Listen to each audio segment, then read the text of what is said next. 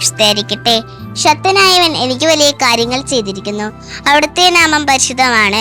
ലൂക്ക 1:49.